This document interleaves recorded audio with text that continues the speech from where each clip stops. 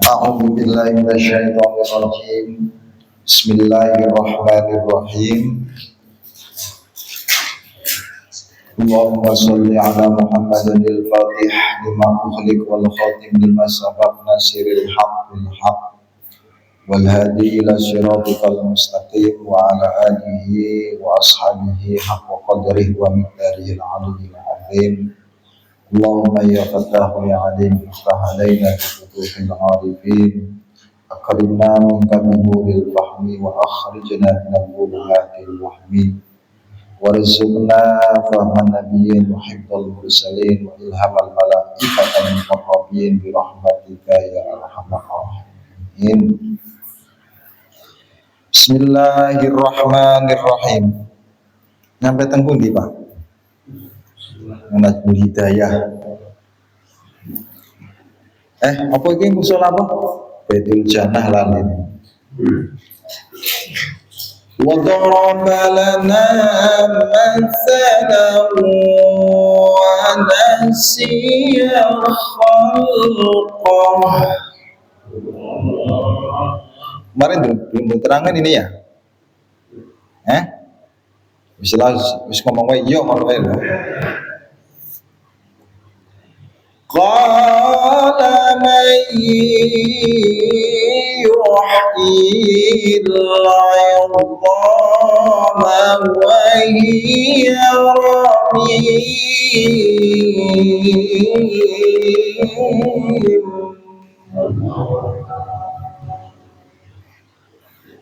Manusia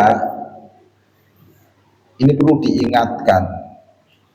Kadang diingetake wae ora ingat, apalagi tidak pernah di sampean sing ngaji malam Jumat bulan wingi wae ora ingat. Apa meneh sing ora senenge nasib. Masya Allah. Wa daraba lana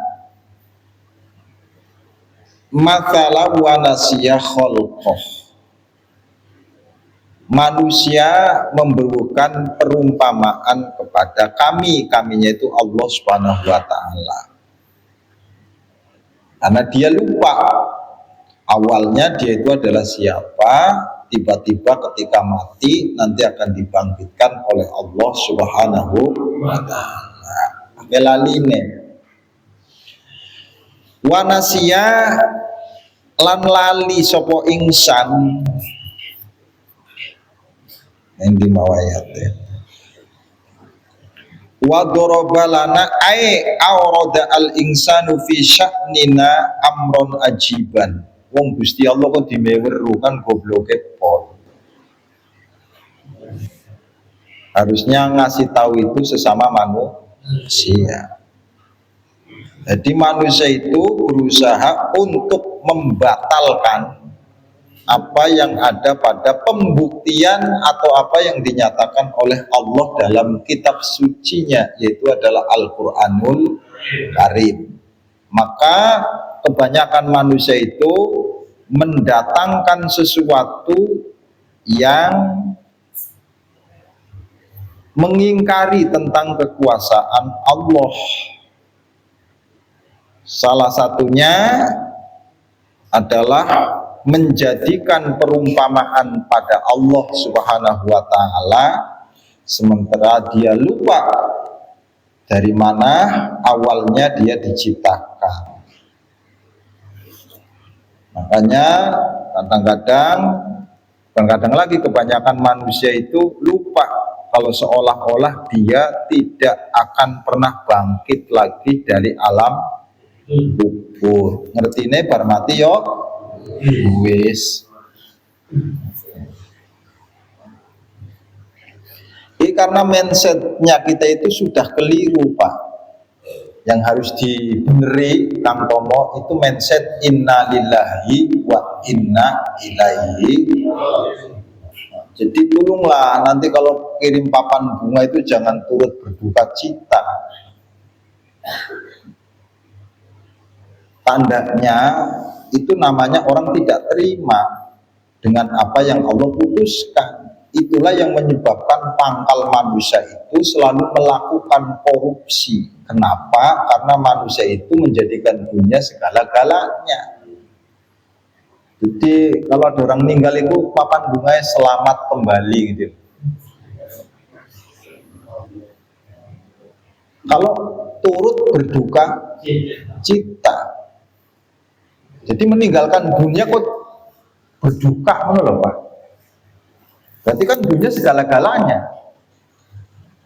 Maka kalau dunia itu adalah segala-galanya, ya baru kita katakan turut berduka cita. Padahal Allah menyatakan inna lillahi wa inna ilaihi raji'un. Paham apa ini? Jadi mindset kita itu keliru. Namanya orang mati itu dimaknani itu adalah meninggal. Harusnya dimakna itu adalah kembali. Orang kalau balik itu seneng nggak? Sampai habis ngaji balik seneng nggak? Ya seneng. Masa orang balik nggak seneng? Tapi kalau meninggal itu meninggalkan tempat yang kita senengi, ya nggak bakal seneng toh Pak. Cobalah nanti kapan-kapan kalau ada orang meninggal, Mbah Muji, ojo turut berduka cita, tapi selamat kembali. Selamat jalan, selamat kembali.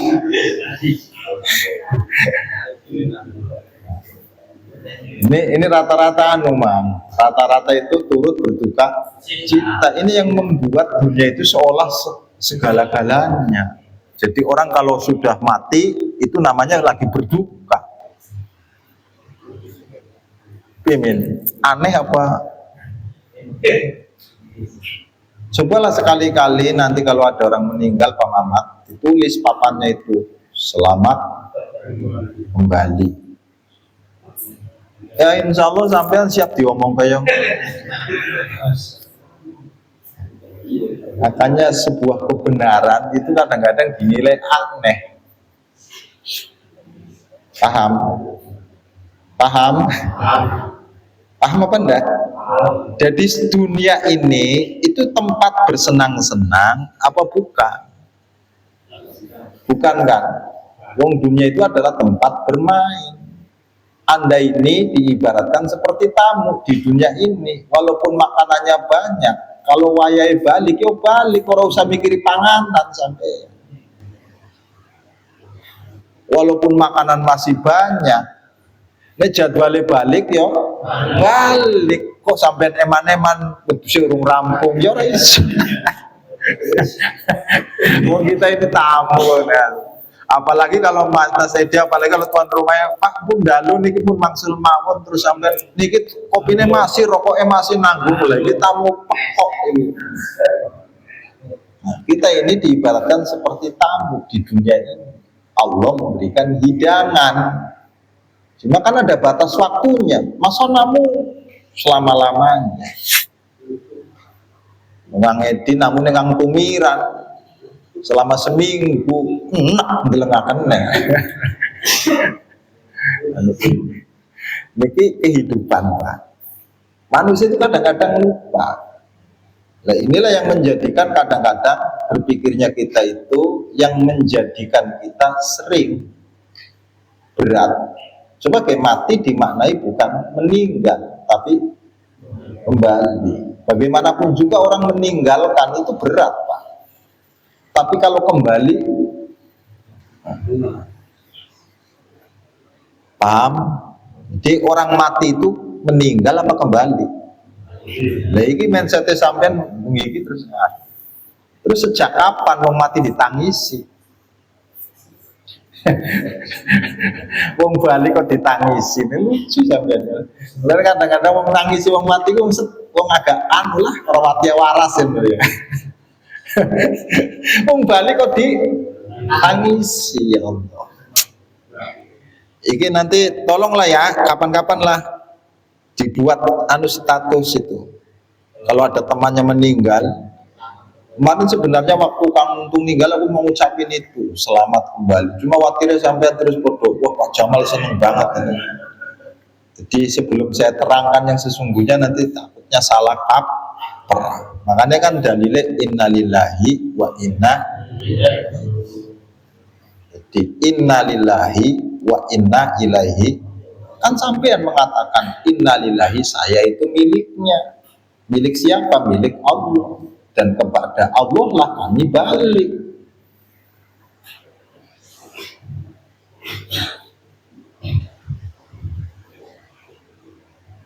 Lah manusia itu kadang-kadang marahi Gusti Allah, bahkan memungkiri, mengingkari apa-apa yang menjadi kekuasaan Allah Subhanahu, karena lupa. Manusia yang selalu menantang Allah itu karena lupa. Seandainya dia selalu ingat, dia tidak akan pernah mengingkari Allah Subhanahu wa ta'ala. Mulane wong gawe kekeliruan itu karena lali, Pak. Selama masih ingat, insya Allah mboten nate kok nggak pernah buat kekeliruan. Maka manusia itu selalu berbuat kekeliruan karena lali. Al insan mahalul khoto manusia. Imam Imam kadang-kadang karo bojone we lali padahal nunggang motor bareng. La ilaha illallah Muhammad Rasulullah sallallahu alaihi. Jadi faktor lali inilah yang menyebabkan manusia seringkali mengingkari Allah Subhanahu. Makanya ngaji ini untuk ngingetake, kadang-kadang diingetake wae ora Aurada al-insan fi sya'nina, manusia itu mendatangkan meragukan tentang kekuasaan aku, padahal dia sendiri itu yang menciptakan aku, kata Allah Subhanahu wa ta'ala. Kecuali manusia itu bukan yang menciptakan aku, kemudian aku ngomong nanti kalau mati akan dibangkitkan, baru tidak percaya, tidak masalah. Wong dia awalnya penciptanya Allah. Ketika Allah mengatakan manusia itu akan dibangkitkan, kok dia ingkar, malah membuat perumpamaan. Apa perumpamaannya? Wanasiya khalqah ay taroka al insan dzikra yadihi khalaqahu minal mani. Yang dimaksud lupa adalah meninggalkan tentang ingatan dari mana manusia itu diciptakan. Kan awalnya ngomong Gusti Allah, anna khalaqnahu min nutfatin, iya kan? Anna khalaqnahu min nutfah. Jadi awal manusia itu diciptakan itu adalah dari sperma, dari mani, tapi karena lupa maka mengingkari kehebatan Allah Subhanahu wa ta'ala. Makanya sampean iki kongkon eling supaya ora ing. Lah ketika manusia itu berusaha untuk mendatangkan keingkaran kepada Allah, maka Rasulullah Shallallahu Alaihi Wasallam disuruh untuk menjawab. Jadi ketika ada manusia mengatakan, siapa yang bisa membangkitkan manusia setelah mati?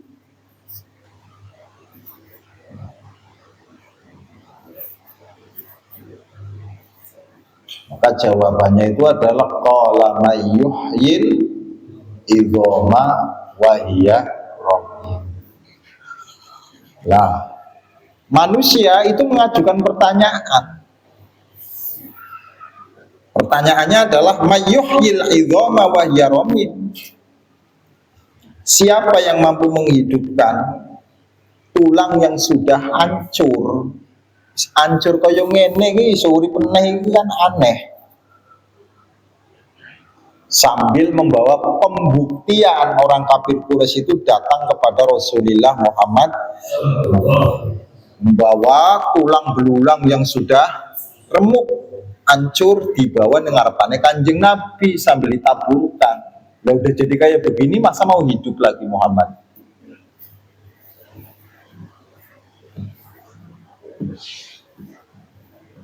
Di wong kafir Quraisy itu ketika datang kepada Nabi Muhammad itu menggunakan sekian banyak perumpamaan. Ini sampean kudu paham. Ceritanya ngene lho Kang. Jadi ceritanya wa nazalat hadhil ayah fil As ibnu Wa'il. Ayat ini adalah turun berkaitan dengan As bin Wa'il, seperti yang dinukil oleh Imam Mujahid. Ada yang mengatakan ini masalah Ubay bin Khalaf, seperti yang dinukil oleh sahabat namanya Ikrimah. Ada yang mengatakan ini kasus yang menimpa kepada Abdullah bin Ubay. Jadi banyak sanad-sanadnya ini, seperti yang dikatakan oleh Ibnu Abbas. Waruwiyah anna jamaah min kuffari Quraisy, wis intine ngene, wis entah sing dihadapi siapa, yang jelas ini adalah konsepnya orang yang mengingkari tentang kebangkitan ini berhadapan dengan ayat ini.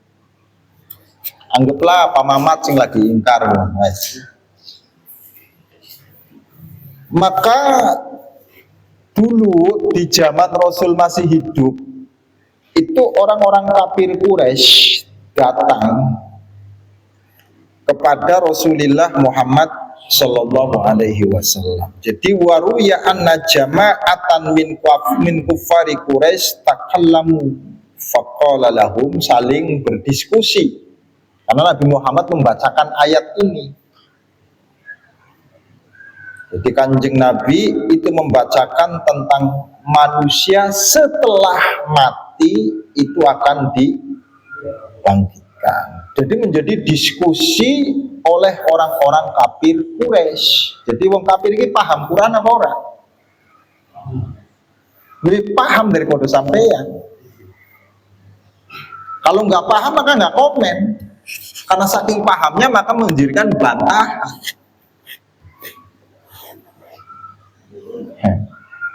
Jadi ngerti nih sampeyan ini orang kafir orang paham Quran ya.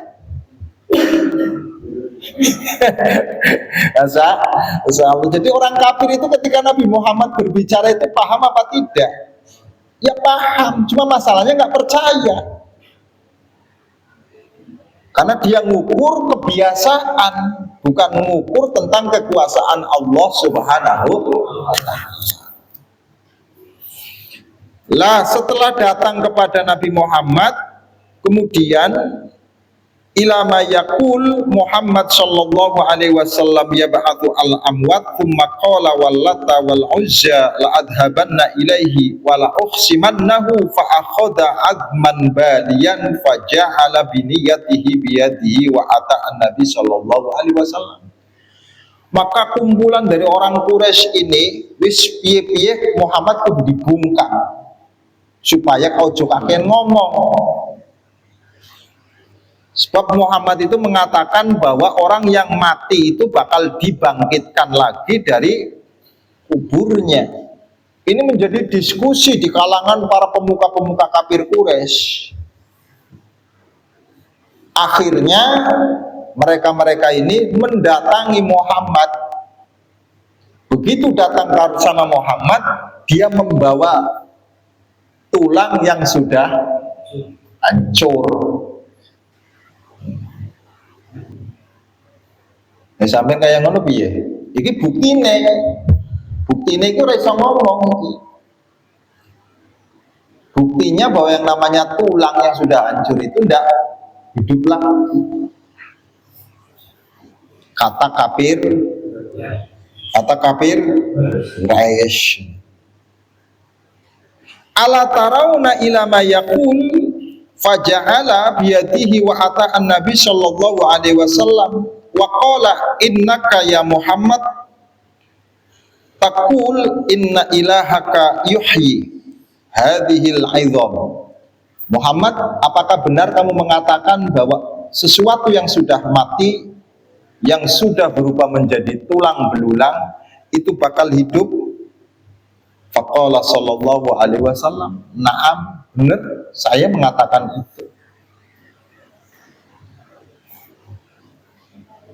Wa yab'atsuka wa yudkhiluka jahannam, bukan hanya sekedar engkau dibangkitkan saja, tetapi engkau pun akan masuk ke dalam neraka jahanam. Terus dari situlah kemudian Nabi Muhammad disuruh untuk menjawab yang menjadi keingkaran dari orang-orang kafir Quraisy. Jadi nek wong kebon cengkeh itu meragukan setelah mati ada kebangkitan, ya ini tinggal sampean jawab wae seperti jawabannya Kanjeng Nabi. Nek dulu Mbah itu terjadinya neng kafir Quraisy, neng Mekah, karena Quran berhadapan dengan orang Mekah awale, paham? Maka sekarang ini Quran berhadapan karo wong kebon cengkeh. Jadi nek wong kebon cengkeh kok meragukan tentang kebangkitan setelah mati, ya jawabannya ini. Gimana toh? Jadi walaupun ayatnya itu berkaitan pertama kali dengan kafir Quraisy, karena Quran itu kitab sepanjang masa, maka siapapun yang dihadapi sama Quran itulah yang menjadi khitabnya. Kalau dulu Quran berbicara kepada orang kafir Quraisy, sekarang Quran berbicara kepada orang kebon cengkeh. Paham? Paham apa ora? Alam buh. Masya nek biyen ngomong kul katakanlah Muhammad, karena Qur'ane turun yang Kanjeng Nabi. Dan sing maca sampean kok mosok kul ya Muhammad, sing maca sampean berarti sing diadepi sampean. Kul huwallahu ahad, katakanlah Muhammad. Kecuali kalau yang baca Muhammad, berarti kulnya itu dikembalikan Muhammad, tapi yang sing maca sampean ya aneh. Seolah-olah yang bertuhan kepada Allah itu cuma Muhammad toh. Ini kan masalah, karena kita tidak pernah mampu menempatkan mukhotob yang diajak Quran itu siapa. Itu berkaitan dengan ulumul Quran. Makanya banyak orang yang sesat itu lantaran tidak paham sama ilmunya Quran. Sing penting dalile Quran. Jadi Quran itu menjadi alat kesesatan bagi mereka yang tidak paham. Jangan coba-coba sampean dipikirnya sampean dengan Quran langsung bener apa? Banyak nih Al-Quran itu ayat-ayat yang bisa membuat sampean itu sesat. Intang surullah, seandainya kamu menolong Allah, ini kan bahaya, berarti Allah membutuhkan pertolongan kamu. Tapi ada ayatnya, tapi bunyi maknanya tidak demikian, goblok. Wong bonceng ke digoblok-gobloki wae. Masa Intuk qaridullah, jika engkau menghutangi Allah, ya Allah. Ayatnya memang demikian, tapi Anda tidak boleh memaknai, karena kalau memaknai demikian nanti kesimpulannya adalah Allah butuh dihutangi karo sampean. Maka siapapun yang menghutangi Allah maka akan dibalas dengan balasan yang baik. Berarti Allah itu kudu karena Allah orang mampu, makanya kudu dihutangi karo sampean. Ini kan bahaya.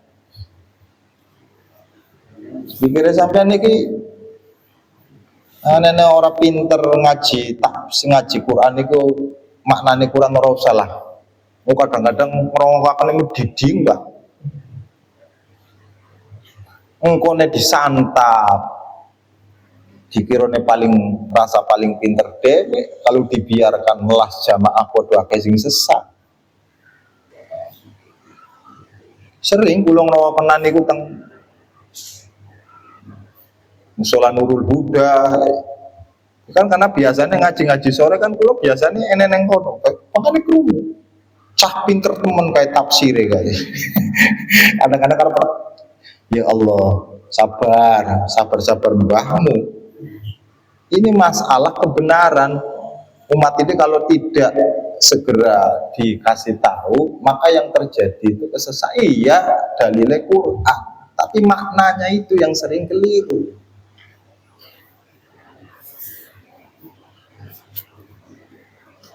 Paling aman anggomo ngaji ku nganggo kitab.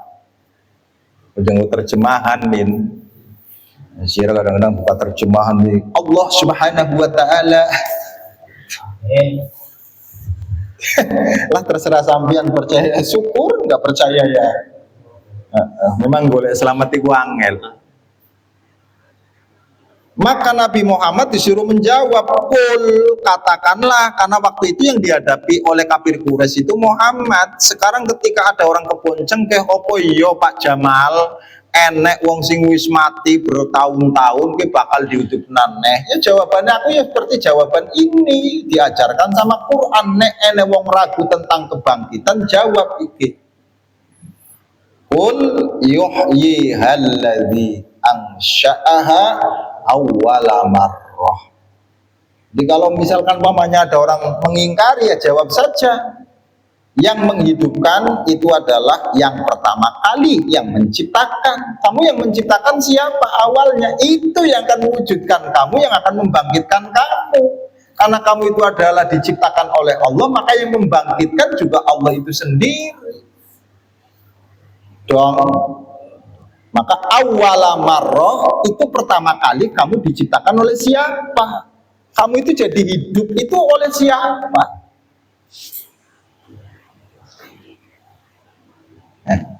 Terus ditakdirakan kebonceng, kayak pilihannya sopo? Wong tuane iki, iku pilihannya sopo? Demi Allah, seandainya saya boleh milih Pak Jimarno, saya nggak mau keluar dari ibu saya sama bapak saya beneran. Seandainya bisa milih Kang Tomo, ya lupa tadi anaknya Pak Jokowi kena. Kita itu masuk ke rahimnya siapa itu tidak pernah tahu. Paham? Paham? Paham nama mboten? Jadi dihadirkan neng metro pun saya tidak pernah tahu. Tiba-tiba neng metro wae. Apa pernah sampean wis memetakan engkau aku neng gede uripe neng metro? Enggak. Nanti di metro nempatnya neng kebon cengkeh.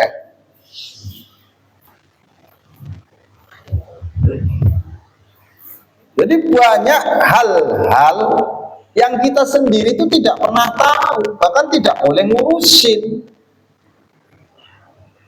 Seandainya Allah Subhanahu wa taala membebani sampeyan kongkon memanjangkan rambut, habis waktunya sampeyan kanggo manjangna rambut, itu pun tidak akan mungkin selesai. Hebatnya rambut itu kalau sudah dalam batas tertentu dia berhenti. Nanti kalau dipotong lagi baru tumbuh lagi. Apa pernah sampai ikut campur nukulakan rambut? Wes sampai digundul, terus takon, terus nukulna sopo? Karena sampai itu menyamakan dengan tanaman. Jadi padi itu kalau sudah dipanen, selama kemudian petaninya tidak menanam, ya tidak akan tumbuh. Sekarang dipadakna karo kepalanya sampean digundul. Jadi nek sampean ora nanam rambut ya ora bakal tumbuh. Nyatane sampai ora tanem tumbuh. Pertanyaannya sopo sing numbuhake? Apa petani pernah neng sawah iku nandur rumput? Apa pernah petani itu adalah memberi keong pada tanahnya? Apa pernah petani itu memberi cacing pada tanahnya? Tidak. Kenapa ada?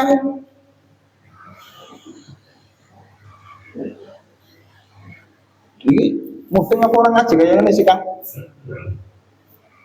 Jadi Quran itu logikanya luar biasa. Makanya dikatakan mukjizatul mustamiroh, mukjizat yang sifatnya selama-lamanya. Kenapa? Karena bisa dijadikan sebagai dalil keseharian kita ini. Beda dengan mukjizatnya Nabi Musa. Ngene kan? Seandainya saya bisa terbang, sampean kagum nggak? Jawab, kagum nggak Ro? Kagum. Heru kagum karo aku bisa terbang. Giliran saya kembali lagi ternyapeti Heru mukuli pakok. Masih kagum ora Ro? Masih kagum apa ora? Enggak, masih kagum enggak? Setelah saya balik lagi Dari terbangnya kemudian sang ngepreti Heru, naboki Heru, masih kagum nggak? Hilang kekagumannya. Maka jika Anda mengukur kekaguman itu dari keluar biasaan yang demikian, Anda akan kecelek. Quran itu tidak pernah mengajarkan kekaguman yang demikian. Yang diajarkan oleh Al-Quran itu adalah kekaguman yang sifatnya itu adalah setiap hari. Ngapa sih sampean nunggu wong hebat itu bisa terbang? Nek wong belas kasih sampean ora pernah kagum sih? Aneh. Kalau ada orang bisa ngobati orang yang sakit baru kagum. Tapi nek enek wong belas kasih sampean ora pernah kagum. Padahal ini mujizat yang selama-lamanya. Mulanya Kanjeng Nabi diomong karo Gusti Allah, seandainya engkau tidak berbelas kasih sama umatnya, pasti mereka akan kabur. Mulanya tidak akan pernah ada orang yang betah ketika majikannya galak, ono wae. Tapi ini majikannya penuh belas kasih, sampai kapanpun yang namanya anak buah itu tidak mau minggat. Ya us. Ini mujizat Asedi. Jadi Quran itu ngajari keseharian. Mulanya kenapa sih sahabat-sahabatnya Kanjeng Nabi semakin erat karo Kanjeng Nabi? Sebabnya Kanjeng Nabi itu bersifat welas. Seandainya Kanjeng Nabi ini galak, koyo aku bubar. Jadi kehidupannya itu demikian itu. Anda itu akan betah ketika saling berbelas kasih. Tetapi kalau sudah ada pengkhianatan, ya orang bakal betah neh hubungan. Ya. Orang-orang percaya loh sampean. Jadi fabima rahmatin minallahi linta lahum. Kenapa? Disebabkan karena rahmatnya Allah kamu bisa menjadi manusia yang lemah lembut. Sebab seandainya engkau tidak lemah lembut Muhammad, lam faddu min haulik, mesti umatnya akan bubar dari sekeliling kamu. Itu keseharian. Wes, siki sampean tongkatnya Nabi Musa hebat apa ora? Keren apa ora? Keren selama si nyekel Musa. Lah siki si nyekel Mas Edi giliran dipukulake ora usah ning laut. Neng ledeng kene ternyata ora iso belah. Kan kekaguman hilang. Tapi kalau Quran itu kekagumannya harian, Mas. Jadi contoh-contoh dalam Quran itu kesehari-hari kita ini. Ya Allah. Sampai aneh sih kadang-kadang menjadikan Quran itu seolah-olah kudu dua karoma bisa mabur wiridi sampai mene-mene. Kan sampeyan sing wong Quran itu kekagumannya itu harian. Ini kan memberikan contoh mari sampean, sampai itu kalau kagum itu jangan pada manusia yang mempunyai itu namanya ilmu batin kan.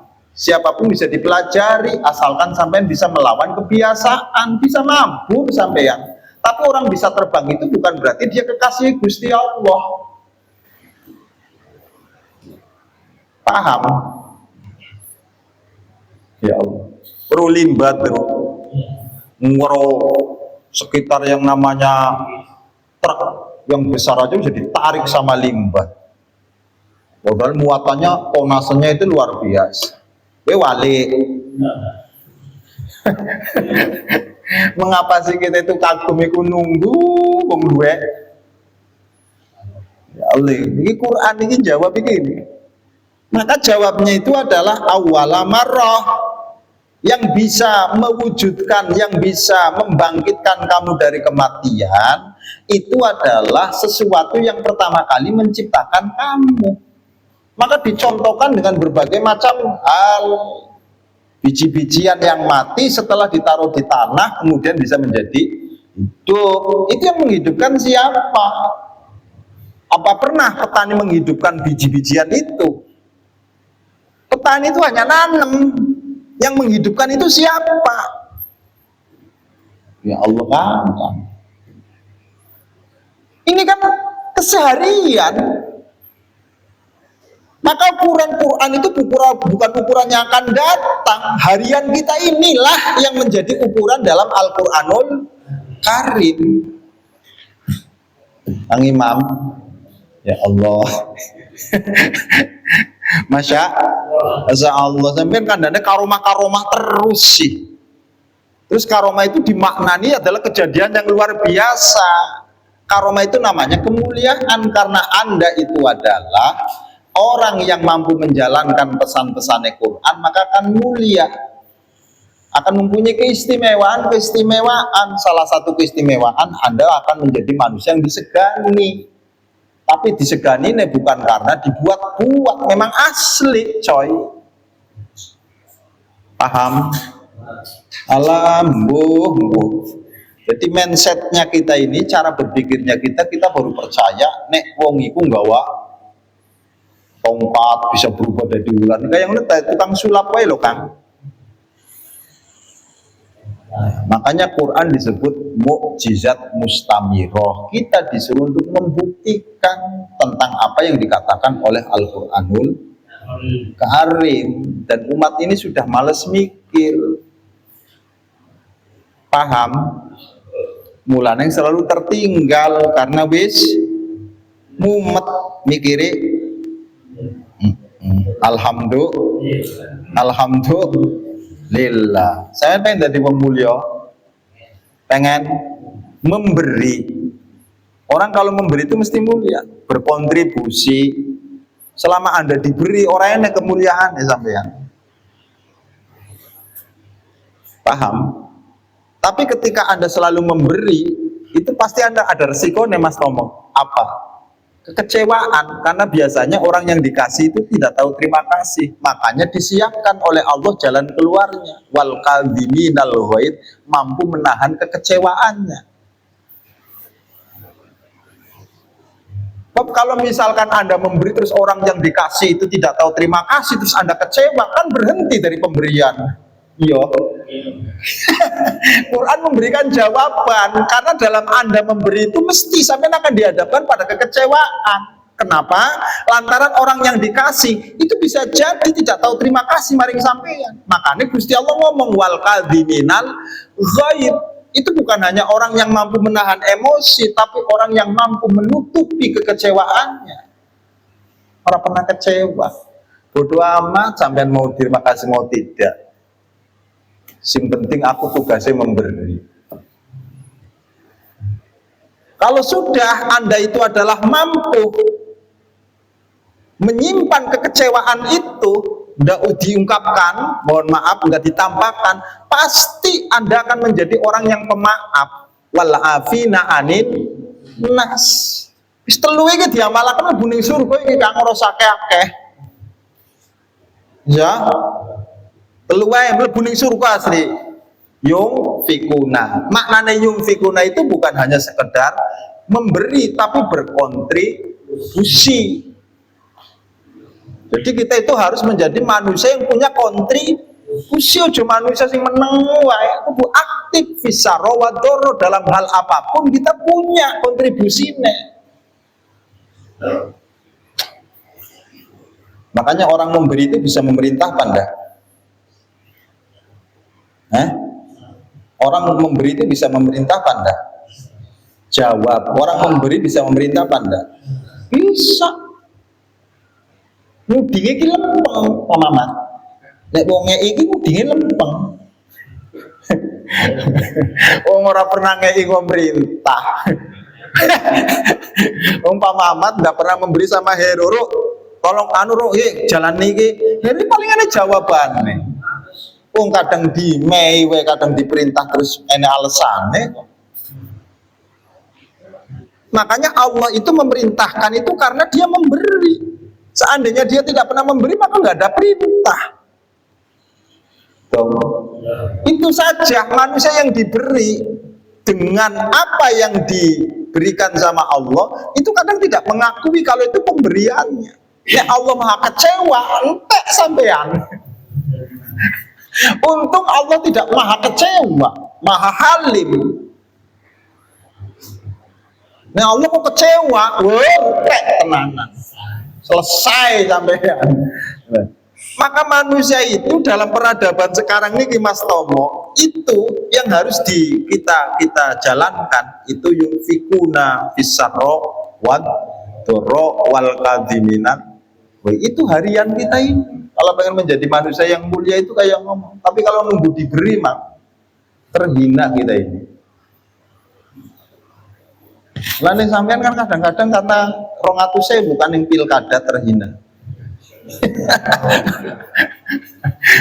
Orang ngenteni teko dewek ngono lho, kadang-kadang njaluk-njaluk terhina. Nah, kadang-kadang orang demi sesuatu itu menghinakan diri. Paham, Mbah? Yang piye-piye kamu ketika pengen menjadi apapun itu sifatnya harus iku. Lah pernah memberi kok kemudian yo angel Pak Imam. Angel. Ngel. Nah, paham nggih?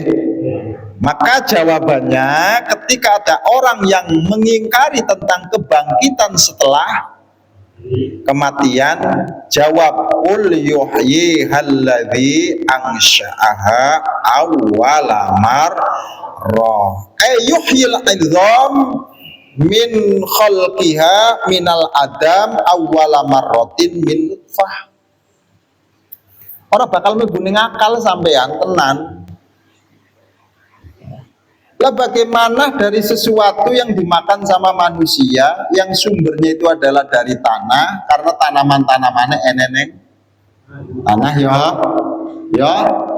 Sampean pernah berperan enggak menjadikan makanan yang masuk ke perut iku pernah enggak ene perane ke tak dadekno darah, iki sing tak dadekno sperma, iki sing tak dadekno tai, pernah enggak sampean meta-meta naon? Sampai nanya tugas iki tugas iki lho Gon mangan tok Gon, ya Allah, masya kadang-kadang mangan wae sampean kadang ora trimo lho, apalagi kalau suruh buat makanan. Lah setelah makanan ini masuk ke dalam perut kita ini, sampai tidak punya peran secuil pun. Menjadikan darah itu siapa, yang menjadikan tai ku sopo, sing dadekno ni sperma iku sopo, sampai terima beres. Uru-uru pengen ngising bae. Alhamdulillah pengen mules berarti pengen jawab, pengen mules berarti pengen. Ini tandane kabeh Pak Jimarno. Dong, maka kalau lemes wae berarti darahnya kurang. Akibat dari kurang suplai makan. Mulane kurang makan itu mesti lemes karena sirkulasi darah ini kok mboten geraknya mboten cepet, Pak. Ora percaya sampean. Kemudian ada yang jadi sperma. Sampean tidak punya peran sama sekali, terimanya cuma mangan sampean. Tapi yang menjadikan semua itu, yang membagi volume ini Gusti Allah. Maka panganan sing masuk ke dalam perut kita itu adalah sama, namun ketika sudah didesain sama Allah Subhanahu wa taala dalam tubuh kita ini, ada sing berupa darah, ada sing berupa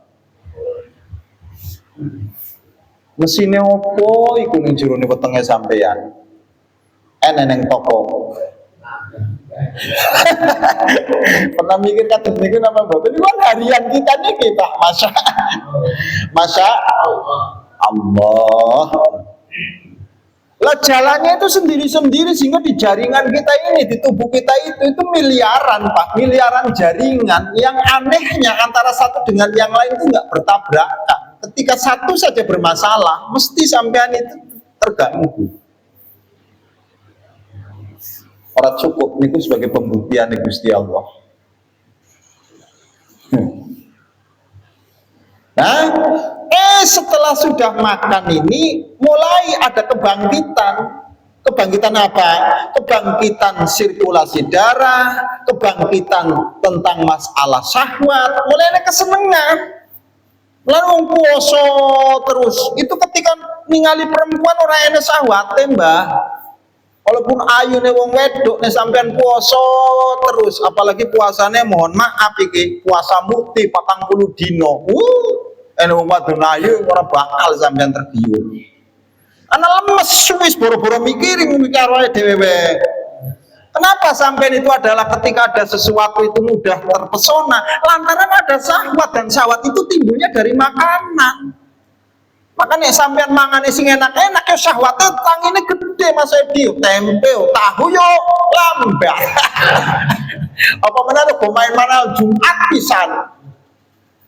Wis weru malam Jumat iki arep kaya ngono kemangane karo lele, tahu ora dadi, Pak. Paling 5 menit wae wis selesai. Kok buaji anu iki? Ngapa persiapan? Itu kan persiapannya harus daging Pak Jimarno. Dan kekuatannya daging sapi dengan daging kambing itu berbeda. Mulane nek wong mangan daging kambing itu cepet reaksine. Mas Edi, sampai ngomong mangane cuma manuk puyuh ya. Ini kan kebangkitan. Maka ketika orang itu tidak makan, ya syahwatnya turun. Orangnya punya gairah, Kang Imam. Kata orang percaya sampean ngono, njajal ya sampean puasa tenanan. Orang duwe gairah sama sekali. Paham? Makanya puasa itu salah satunya itu adalah alat untuk menjadikan syahwatnya itu berkurang. Lemes wae. Setelah diasupi makanan jadi semangat nih, keinginannya enek dan sebagainya. Ini jenenge namanya apa? Syahwat. Maka manusia itu butuh yang namanya syahwat. Karena tanpa syahwat maka tidak akan tercipta manusia, Mas Edi. Karena alat untuk mentransfer sperma maring rahime perempuan itu kuduene syahwate. Karena menungso koran duwe syahwat, percuma. Di syahwat ini adalah alat untuk mentransfer sperma yang disimpan dalam tulang rusuk kita itu untuk dituangkan dalam rahim. Alatnya jenenge apa? Syahwat. Alatnya jenenge apa? Syahwat. Ya perkaranya ini yang membangkitkan syahwat sampai punya keinginan kayak ngono iki sapa? Panganan. Ya ora ya Gusti Allah. Cuma yang namanya makanan itu hanya media saja. Oke. Ya Allah kan. Oh niki. Wes. Awalnya sampean berupa apa? Ya. Sperma bareng-bareng nutfah fakama khalaqal insan walam yakun syai'am madhkura. Dulunya ketika engkau belum berbentuk sperma ya kamu tidak bisa disebut siapa-siapa, jangankan ke manusia wong bahane ora enek dong. Jadi Allah itu mampu mewujudkan sesuatu sekalipun tanpa bahan, apalagi sudah ada bahannya berupa tulang. Makanya orang mati walaupun ribuan tahun itu mesti ada yang ditinggal oleh Allah Subhanahu wa taala. Apa? Tulang ekor. Orang bakal hilang. Kenapa? Untuk dibangkitkan. Ora percaya sampeyan iki dungu. Jadi Quran ini ngomongnya goro apa nyata? Ambiane wae sing maca Yasin engko rezekine lancar. Babe kan ngono tok pikirane sampean. Maca Yasin 41 engko rezekine lancar. Sementara Quran diturunkan bukan untuk itu saja, tapi untuk pembuktian.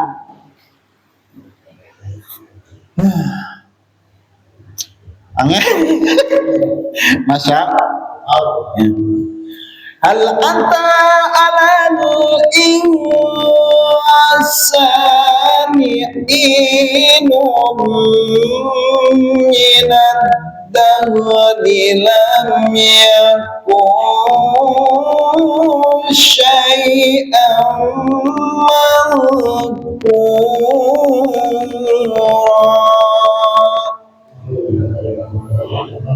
Kita ini dulu pernah disebut bukan siapa-siapa, karena jangankan kau wujudnya, bahane wae orang enek. Jadi jangan aneh ketika Allah membangkitkan manusia yang sudah mati hidup lagi. Awalnya saja kita tidak ada. Mestinya yang lebih susah, hitung-hitungan akal itu, bukan hitungan kekuasaan Gusti Allah. Yang lebih sulit itu mewujudkan yang belum ada. Lah kalau setelah kita mati, berarti pernah ada apa enggak? Pernah ada apa enggak? Pernah ada. Mewujudkan sesuatu yang pernah ada lebih mudah daripada mewujudkan sesuatu yang tidak pernah ada.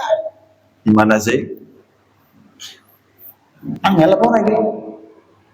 Ini loh, ya Allah tuh angel-angel penulisan. Kita ini awalnya itu tidak ada, itu saja bisa ada. Paham? Apalagi mewujudkan sesuatu yang sudah ada. Wong mati, berarti awalnya ini apa orang?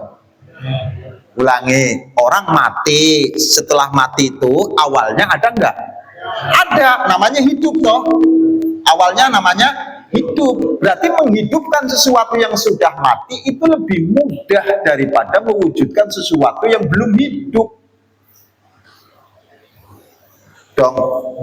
Iya wis masalah paham sih.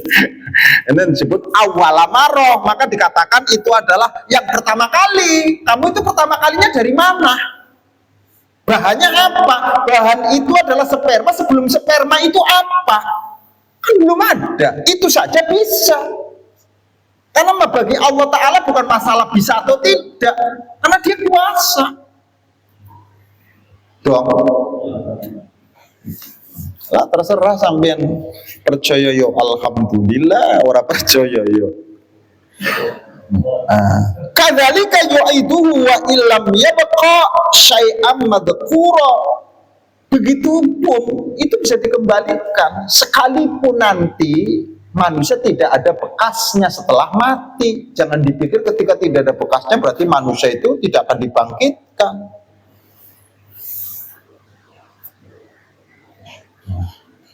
Jadi bangkit. Wa huwa bi kulli khalqin alim. Kemudian dikuatkan lagi, dia itu maha tahu atas apa yang diciptakan. Jadi sekalipun sampean misalkan pamane niki mati nek dagingnya dimakan yuk neng laut, ku bakal bangkit apa ora? Yuk bangkit. Jangan dipikir ayat ini hanya berbicara orang yang dikubur saja, tetapi ayat ini adalah sebagai argumen siapapun yang mati, entah dikubur atau dibakar atau misalkan tulangnya itu terpisah-pisah, bagi Allah rene urusan kecil. Neheru kan ngumpulak disit, Gusti Allah rasa ngumpulak oke.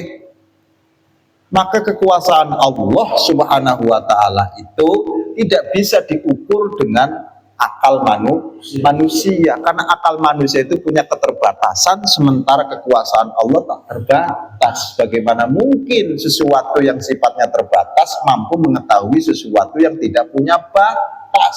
Maka yang kita ketahui itu hanya sedikit. Yes. Paham apa mboten? Jadi sampai nerbang Arab di tangi kakek apa ora?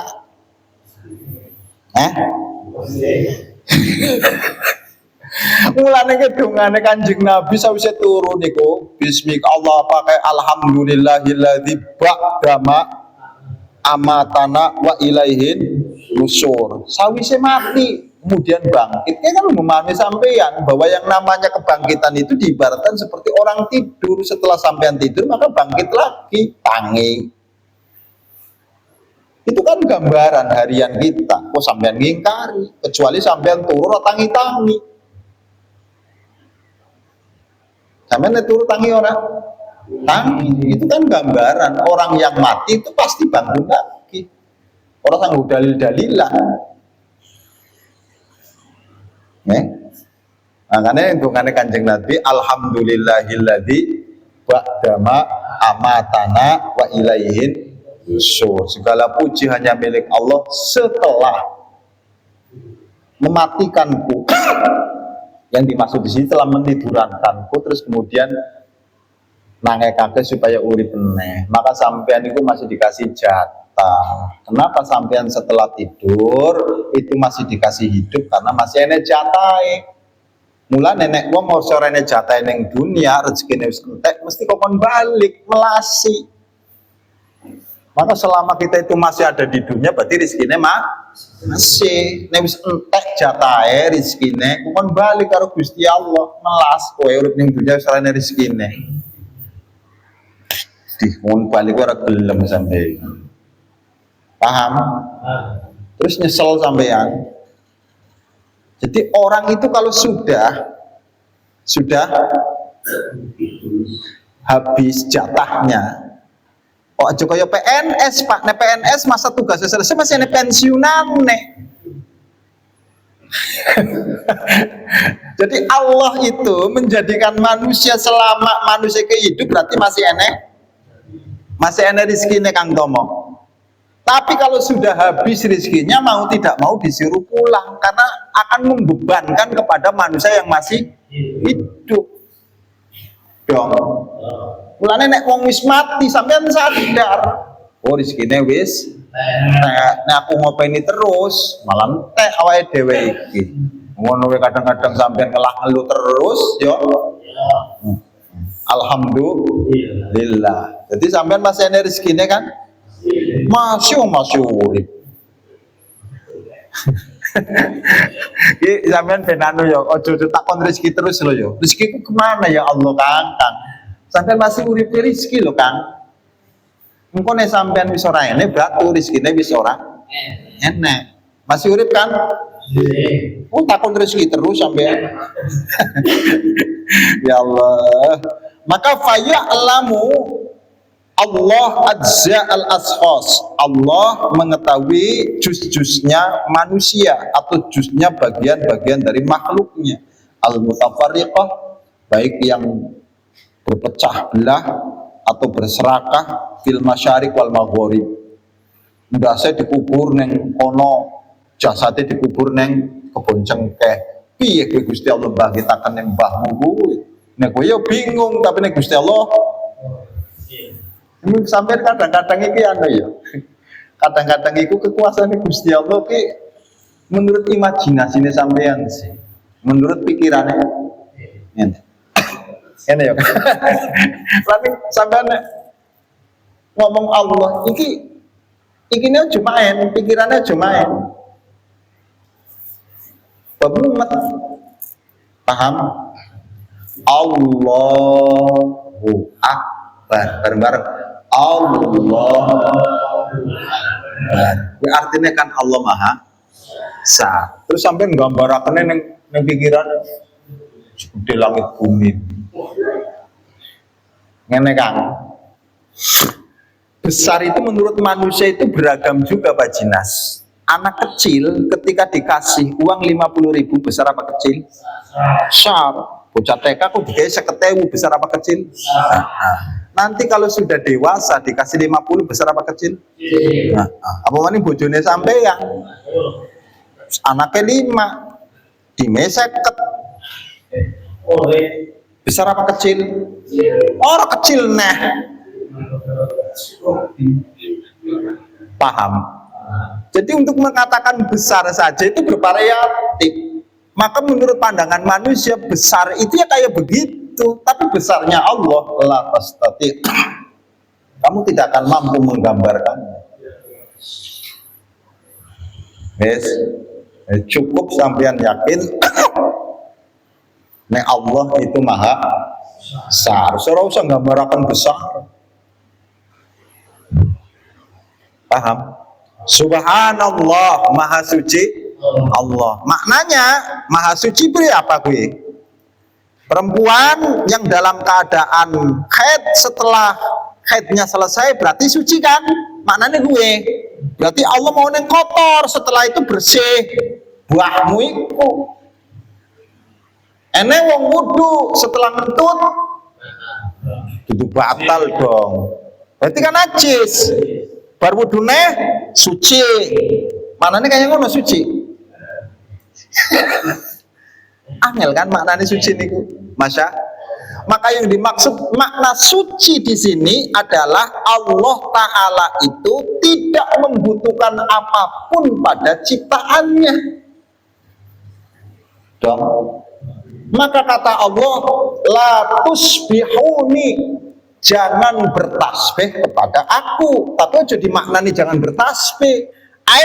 La tastati, kamu tidak akan pernah mampu mensucikan aku secara benar.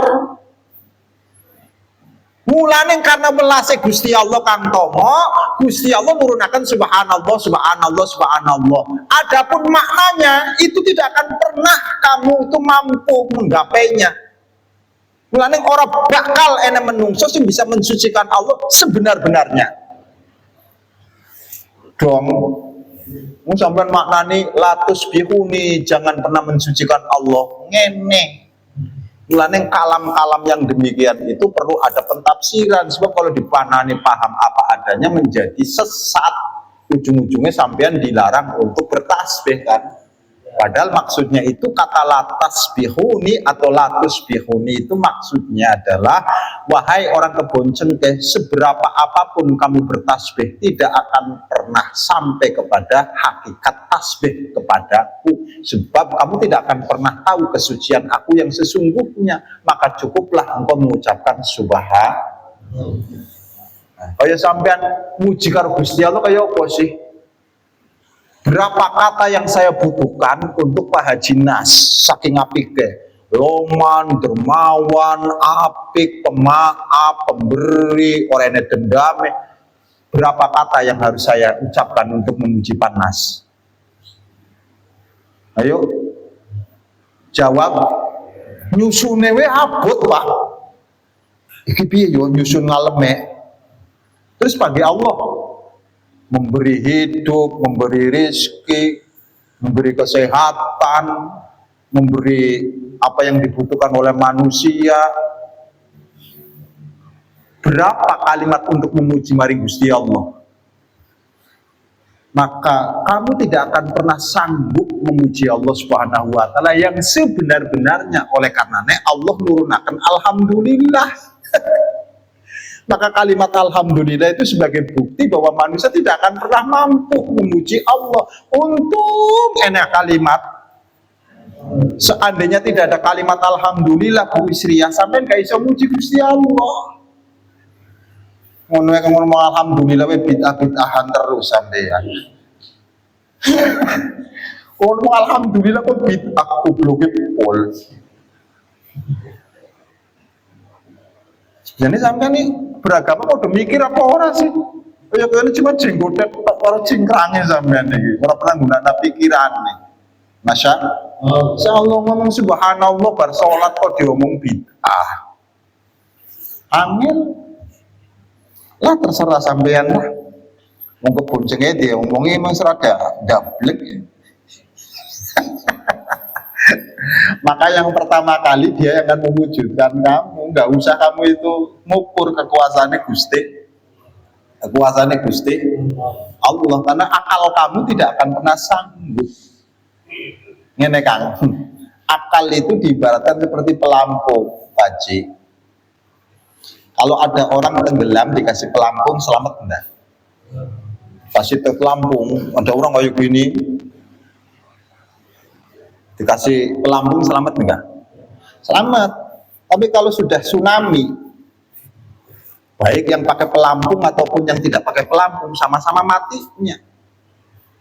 Dong, apa yang dimaksud? Kekuatan akal itu ada batasnya. Tidak bisa yang namanya akal itu menemukan kebenaran yang sesungguhnya. Kebenaran yang diraih oleh akal hanya sifatnya relatif, yang suatu saat bisa dibantah dengan penemuan yang lain. Paham orang? Penemuan waktu itu padi usianya 9 bulan. Penemuan waktu itu. Setelah dengan kecanggihan manusia dalam bertani, maka umur padi dibuat 100 hari. Berarti ini bid'ah. sing 100 dino. Karena yang lama itu menetapkan 9 bulan. Yang sekarang menetapkan 100 atau 3 bulan 10 hari ini panen. Ini namanya penemuan akal yang bisa tidak sama dengan masa waktu itu dengan masa sekarang. Kenapa? Karena masa di waktu itu belum ada kecanggihan. Bahkan sekarang ini lagi uji lab ini Pak. Padi itu akan dibuat usianya bukan 3 bulan 10 hari Kang Imam, tapi 1 bulan sekian itu panen. Mungkin sesuai dengan teknologi manusia. Yes. Apa-apa yang dulu tidak mungkin mungkin. Dulu yang bisa jualan itu orang yang punya toko. Sekarang enggak, malah sih duit toko sadol seperti. Masa ngomong sampai cuma modele HP, woi sedagangan lho sing padahal barangnya. Lang toko-toko yang Jenderal Sudirman nganggur kabeh. Betapa ke depan dunia akan dibuat cepat pergerakannya. Gak iso Pak, sampean koyo mbiyen-mbiyen ora iso wis gayane. Ketinggalan sampean. Karena dunia yang akan kita huni nanti ke depan itu sudah gak sama gayane. Biyen wong ngetik taktik yang kula gawe skripsi biyen S1. Itu ngetiknya beberapa bulan Mam baru jadi. Sekarang Masya Allah. Niki, maka penemuan akal itu tidak akan pernah sifatnya selama-lamanya, tapi akan selalu berkembang.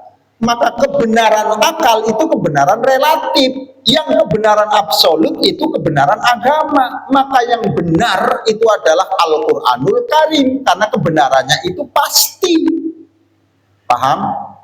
Jadi Quran itu adalah kitab yang kebenarannya pasti. Tetapi ketika manusia berusaha untuk mengartikan Quran, itu tidak benar pasti. Paham apa?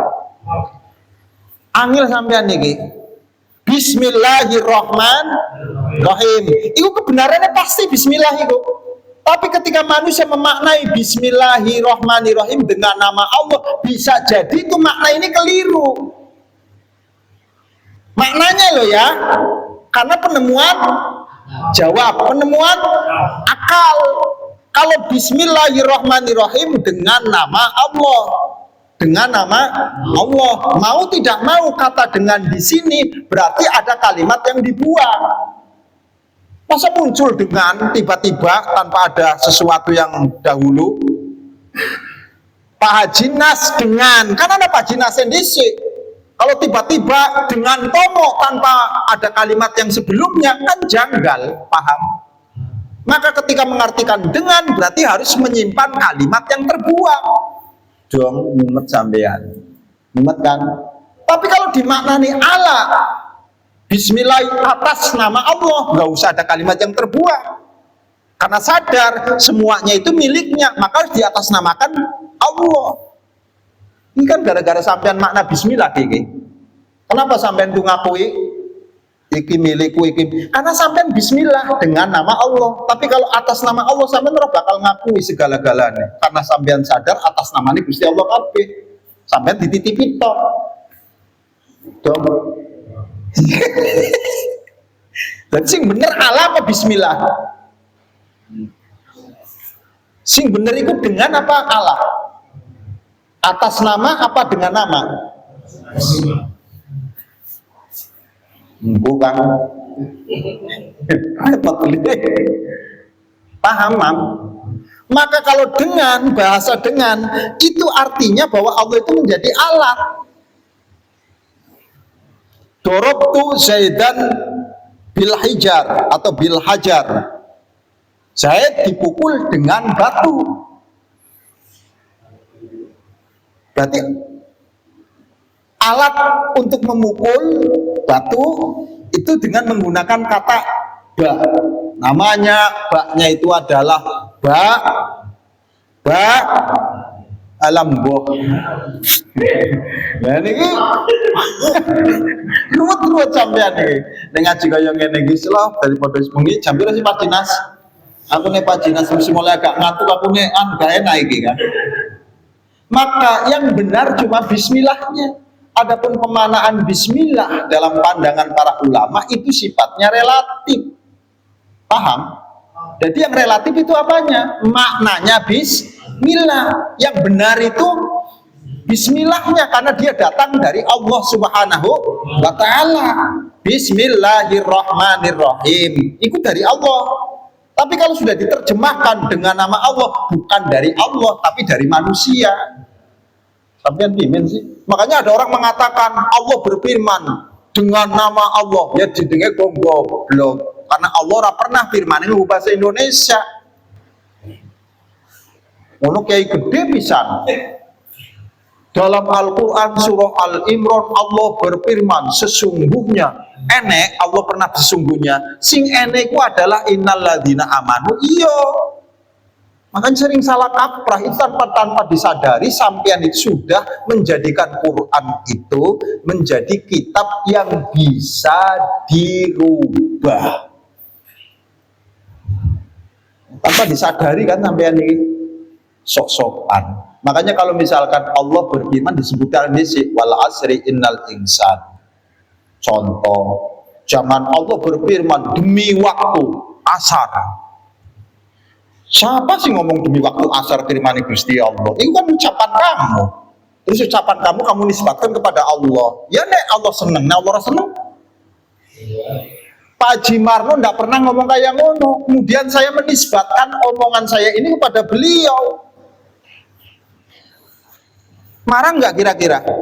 Ya marah. Ya kalau ucapannya menyenangkan beliau, kalau ucapannya tidak, sampean kan sering mengatasnamakan Allah. Padahal keinginannya sampean seolah-olah sampean itu par karo Gusti Allah sehingga sering inilah dari Allah. Pak Imam sih ngomong kayak ngomong. Jadi rumangsane par karo Gusti. Ngomong kira-kira kita Gusti Allah kira-kira ngomong. Inilah dari Allah bagi sampean wis parah banget wali tenanan berarti sampean. Maka penting ngaji ini penting agar kita tahu. Selama ini banyak yang terjebak kita menyebutkan Quran tapi yang disebut bukan Quran tapi makna. Maka ini tidak bisa dikatakan Quran, namanya tafsir. Alhamdulillah. Wallati ba'duha fi abdani siba wa ba'duha fi jidrani ruba sawa'un kana ajza'u asliyah aw fadiliyah lil uqal awil ma'qul wa yu'aidullah kullan min dalik. Maka tidak ada perbedaan baik yang separuhnya dipangan singa daging nyawa EDWK separuhnya dikubur karena sing tinggal cuma kaki netok. Terus piye Pak cara bangkitakan orang ini urusan bagi Allah Subhanahu wa taala. Itu bagaimana Pak orang-orang yang naik pesawat kemudian pesawatnya itu terbakar jatuh ke laut. Terus piye gue sampai sekarang ketemu kabeh sampai dikubur. Oh berarti orang bakal bangkit gue. Bahmu itu. Jadi semua manusia yang mati, baik matinya itu adalah dengan dikubur ataupun dibakar ataupun tenggelam, itu semuanya bakal dihidupkan kembali oleh Allah Subhanahu wa ta'ala. Kenapa kita dihidupkan kembali? Lantaran akan diminta pertanggungjawaban. Jadi sawise sampean balik kuwi ditakoni nglakoni apa ning dunyaan mulih. Balik itu sekedar balik bro, diinterogasi. Kok baliknya bengi banget? Ngaji nih batas waktunya kok jam 12 urung balik kan diinterogasi nih pasti. Orang-orang percaya ke bukti nih guys. Aneh lo di supaya ngaji nih enek pembuktian secara sah terlalu malam kok mengandung kecurigaan ya men. Kecuali kaya Amin gawa bojone kan selesai. Heru sing orang gawa bojone. Ini untuk menjadikan bahwa semua manusia yang mati itu pasti dibangkitkan lagi oleh Allah Subhanahu wa Ta'ala. Nah, sekarang untuk menggambarkan kekuasaan Gusti Allah, hal yang bertentangan, sifatnya bertentangan. Kayu hijau, kok enek genine? Sampean pernah bakar tebang-tebangan kayu yang masih hijau? Pernah, Mam? Atau kayu yang masih hijau ditebang, setelah itu dibakar? Pernah kan? Kudune kan ora jalan ya, Mam. Tapi kenyataannya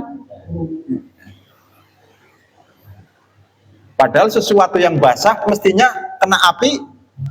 Nah,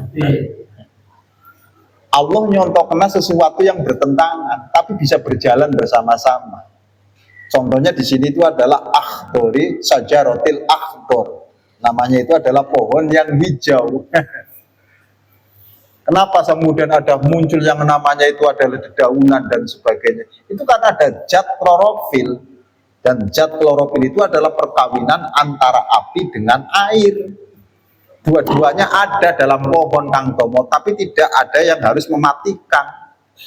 Walaupun berdampingan, tanpa ada boleh yang mematikan. Bertentangan tanpa ada harus yang disingkirkan. Karena ketika misalkan zat apinya nggak ada dalam pohon itu, maka tidak akan mungkin ada dedaunan apalagi tumbuh. Keren apa orang Gusti Allah genda dena kayak apa meneng uripna sampean sing orane tentangan menghidupkan api pada sebuah air wiso sampai disebut dengan Bandung Lautan Api. Gimana? Memang masalah buat lo. Paham?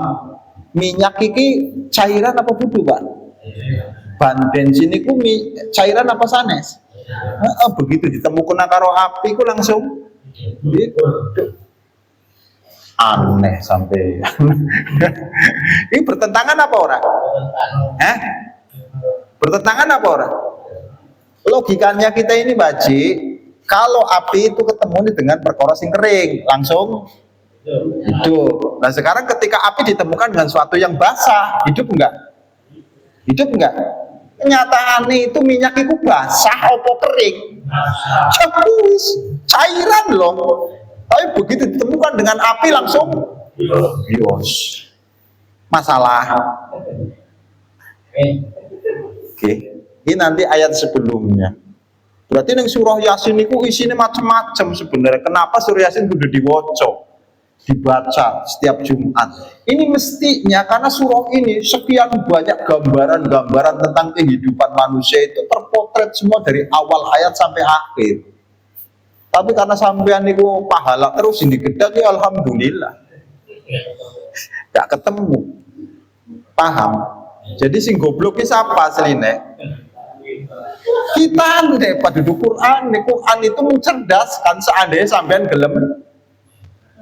Apalagi yang belajar tentang ilmu kimia, ilmu biologis, kemudian ilmu geografis, kemudian ilmu tentang masalah kejadian manusia, embriologi, kan ini masalah ilmu kebidanan nih. Kemudian tentang masalah ilmu anatomi manusia nanti ada, sudah lewat. Ini isinya ilmu KB, Pak. Itu sampeannya yang ilmu sejarah. La ilaha illallah. Jadi neng Quran memang bukan kitab sejarah, tapi di dalamnya muatannya sejarah. Maka Quran itu kadang-kadang tidak menceritakan tokohnya, karena yang paling terpenting bukan tokohnya, sampean bisa nyontoh atau enggak, oke? Maka nih surah Al-Kahfi kan orangnya disebutake tokohnya. Siapa tokoh Al-Kahfi itu? Hanya pemuda saja disebutakannya. Berapa jumlah pemuda? Orang penting. Makanya kadang-kadang Quran itu hal yang tidak penting itu nggak diceritakan, yang penting gambarannya, ya. Karena pemeran-pemeran yang ora patia penting ora diceritakan, lho. Perane iku sing diceritakan dudu pemerane. Karo Musa iku diceritakan terus.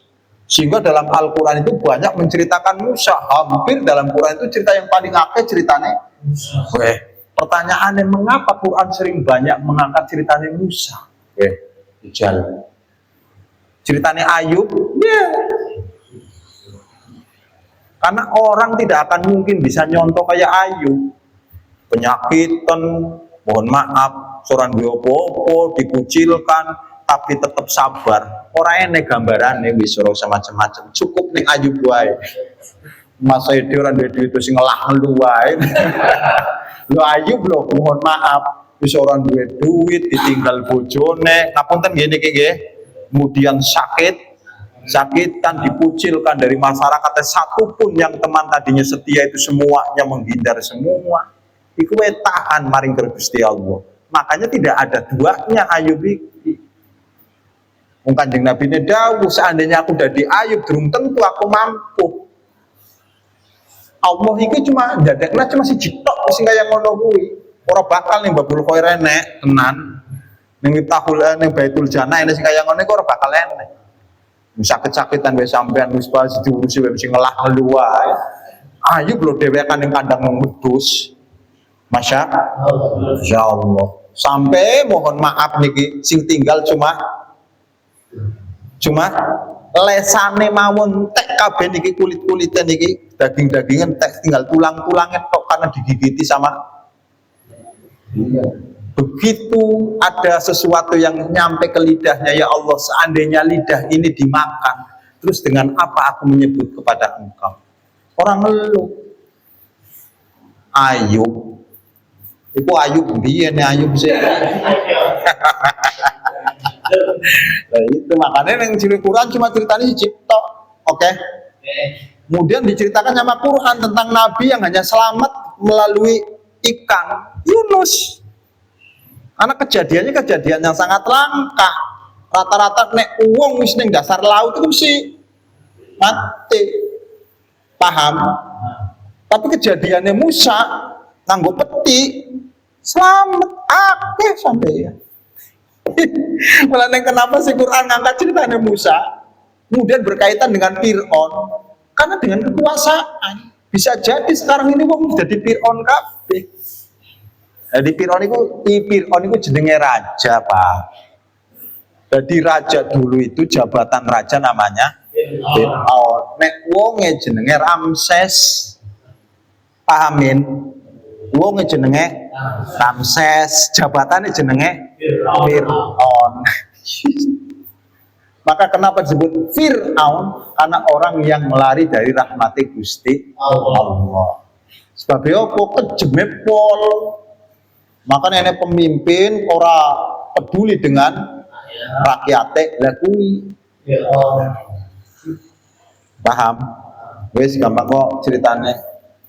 Iki insyaallah kok bulan depan kang tumiran khataman surah Yasin. Jane di khatamna iki tapi kan durung enekan, ora pantes. Musuh khataman ora nyembelih ayam kuwi ora pantes.